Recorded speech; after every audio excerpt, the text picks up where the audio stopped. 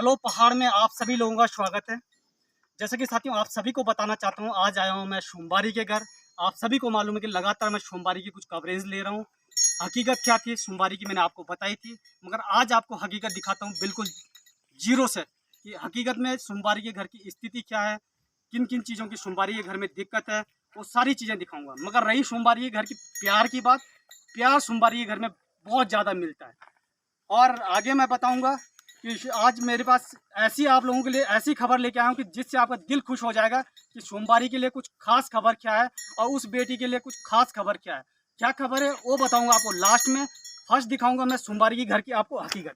तो साथियों जैसे कि आप सभी को मालूम है कि जिस गाय माता को हर किसी व्यक्ति ने आज के दिन में रोड पे छोड़ा हुआ है, सोमवारी के परिवार ने इतनी बुरी स्थिति में भी गायों को पाला हुआ है, गाय के साथ साथ बैल को भी पाला हुआ है।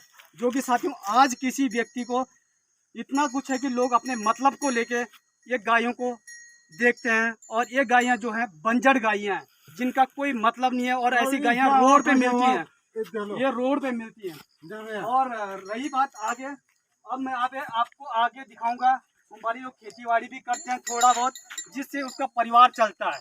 अब साथियों मैं आपको सभी को बताऊंगा कि सोमवारी के घर की हकीकत बताऊं कि दिक्कत क्या है। ये इस घर की कंडीशन देख लीजिएगा, बहुत बुरी कंडीशन है। और आगे आगे चलूंगा, इन्होंने एक डॉगी भी पाला हुआ है, कुत्ता, ठीक है ना, बहुत अच्छा कुत्ता पाला हुआ है। और आगे दिखाएंगे घर की हकीकत, ये घर की स्थिति ये है। बिल्कुल दिखाइए, अंदर भी आइए भाई साहब, घर की स्थिति क्या है। ये घर है, देख लीजिएगा, ये लोग नीचे सोते हैं, ये लोग नीचे सोते हैं। ये चूल्हा है इनका, इस पे इनका खाना बनता है। कपड़ों के हाल देख लीजिएगा, ये स्थिति है इस घर की, मतलब बदतर, बिल्कुल बदतर। और ये घर मतलब इतनी बुरी स्थिति है कि आपको बता नहीं सकता हूँ। और आगे देखिए, जो गाय जहाँ रहती हैं उनके लिए रहने के लिए एक व्यवस्था बनाई हुई है, छोटा सा बाड़ा टाइप में। गाय भी ऐसे इनके साथ रहती हैं, बहुत बढ़िया। गाय के लिए रहने के लिए एक छत तो इन्होंने रखी हुई है। ये भी अपनी खून और पसीना के साथ जिंदगी जी रहे हैं, मतलब इस तरीके से इन गायों के लिए चारा लेके आते हैं, अपने लिए हो या ना हो, मगर इन गायों के लिए पूरी सेवा करते हैं। तो साथियों जैसे कि आप सभी को बताना चाहता हूं कि आज मैं दिखाता हूं आपको सोमवारी की जो वाइफ है उनसे भी मुलाकात करवाऊंगा, और इसके साथ साथ वो बच्चा है, बच्चे को भी मैं आपको दिखाऊंगा। तो साथियों ये है सोमवारी की वाइफ, ये जिनका बच्चा हुआ था, माँ सुरकुंडा देवी। दीदी अपना चेहरा दिखाइए उधर, नमस्ते बोल दो एक बारी, प्रणाम बोल दो, प्रणाम। सब लोग देखेंगे आपको बाद में, ठीक है ना। ये सोमवारी की वाइफ है, और इनका ही बच्चा माँ सुरकुंडा देवी में हुआ था। तो साथियों और मैं बताता हूँ आगे की कहानी, आप देखते रहिए और लास्ट तक जरूर देखिएगा।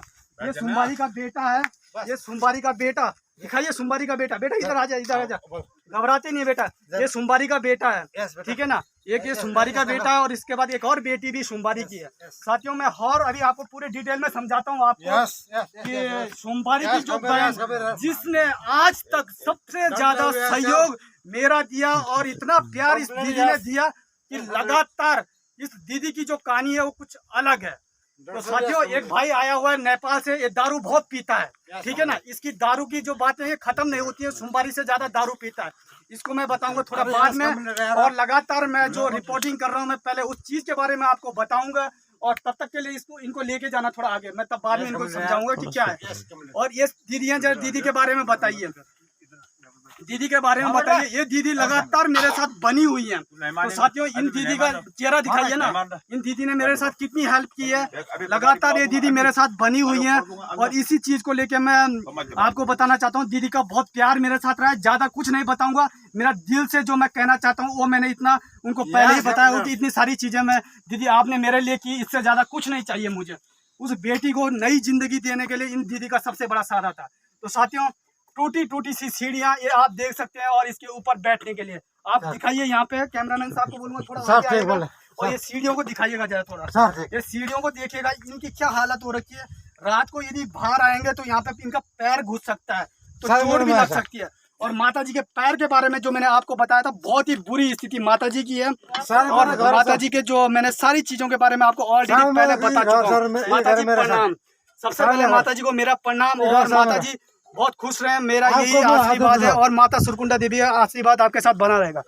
साथियों, अब कहानी पे आज आपको दिखाने वाला था, मैं आपको क्या दिखाने वाला था, मैं आपको हकीकत ये दिखाने वाला था। आज मैं इस बेटी को लगातार दीदी का मुझे फोन आया कि भाई हमारे परिवार में ऐसी ऐसी दिक्कत है, और सारी स्थितियां मैं आपको दिखा चुका हूँ। सोमवारी के घर में खाने के बहुत बड़े लाले हैं।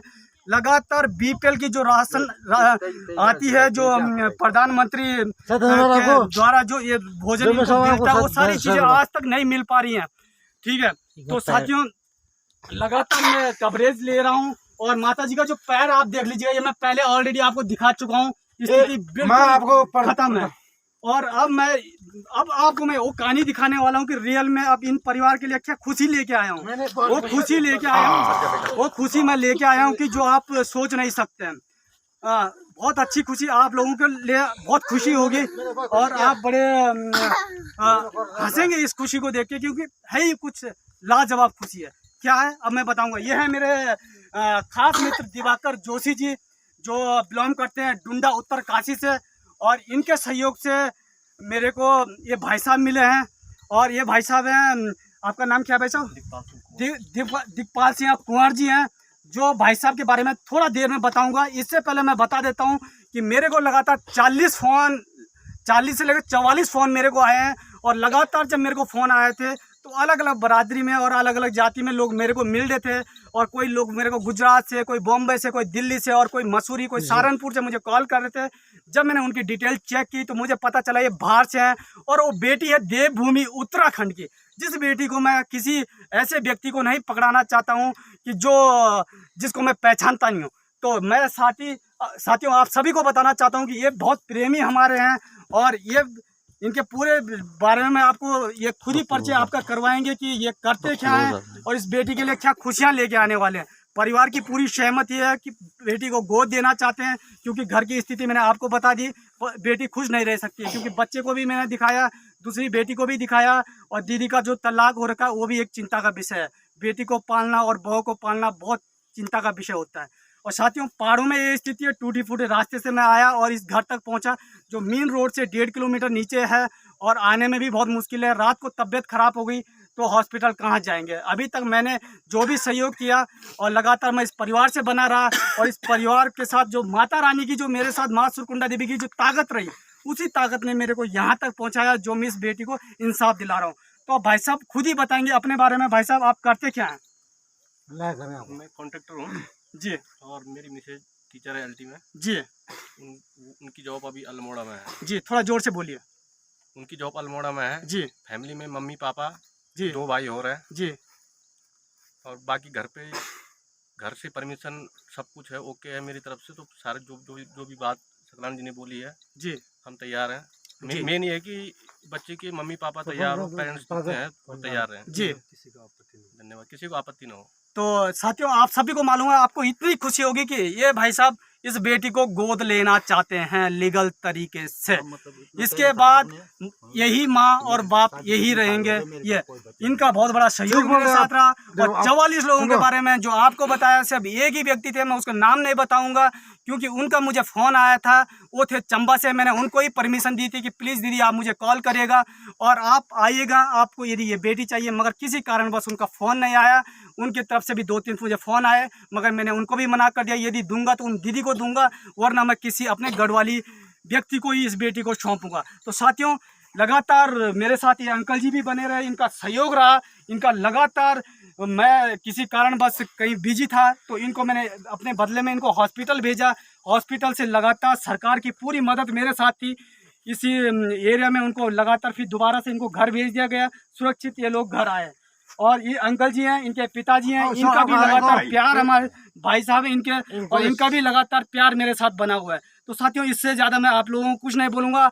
आप लोग इस बेटी की लिए थोड़ा दुआ करिएगा। और इस माता रानी, मैं इस बेटी को बेटी नहीं बोलूँगा, इसको मैं एक माता बोलूँगा। और इस माता जी का मैंने आपको पहले भी बताया था कि परसों मेरी जब तबीयत खराब हुई थी तो ठीक 12 बजे दीदी का जब मुझे फ़ोन आया और तबीयत खराब हो गई थी, उस तबीयत खराब होने के बावजूद सुबह मैंने इनको बताया कि आप 6 बजे आप आइएगा। और 6 बजे आने के बाद जैसे ही मेरे को 5 बजे और मेरी तबीयत ठीक हो गई, मैं एकदम ठीक हो गया। इसके बाद इनको हॉस्पिटल पहुंचाया मैंने। हॉस्पिटल डॉक्टर के पास दिखाया। डॉक्टर के पास दिखाने के बाद ये बेटी एकदम ठीक ठाक हो गई और आज सुरक्षित है और खुश है। और आज मैं अभी बेटी को नहीं दिखा सकता हूँ और अब इसके बाद मैं बेटी से मिलूंगा क्योंकि अंदर अंधेरा है। और साथियों, तब तक के लिए धन्यवाद। जय हिंद, जय उत्तराखंड, जय भारत। क्या हुआ आपको?